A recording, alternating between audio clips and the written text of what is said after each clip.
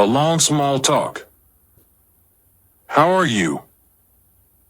Robbie attempted to start a conversation with a girl sitting in front of him. How are you doing? The girl did not respond.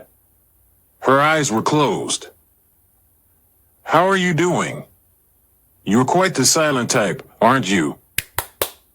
Then, Robbie clapped his hands a few times. I said, how are you doing? You're quite the silent type, aren't you? You know it's pretty boring in here. The girl finally opened her eyes. She looked around and her eyes fixated onto a window. But the window was shut and was concealed by a thick curtain. You want to know what's the weather outside? Robbie said, it's fine outside, but yesterday it was terrible.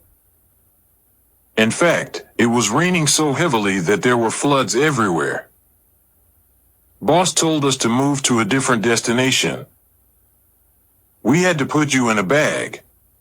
You have no idea what was going on 'cause my brother Jeremy gave you a dose of that sleeping drug. I do suspect he gave you too much.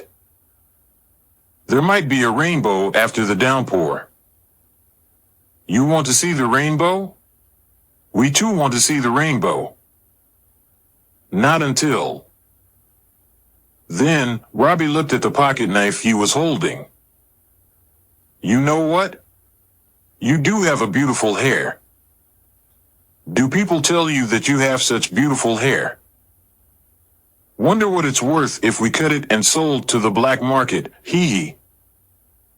Robbie kept waving his razor-sharp pocket knife in front of the girl's petrified eyes. M. She tried to scream, but she was gagged. Don't blame us for it.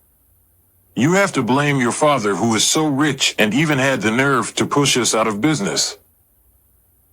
If your father is willing to pay the ransom sooner.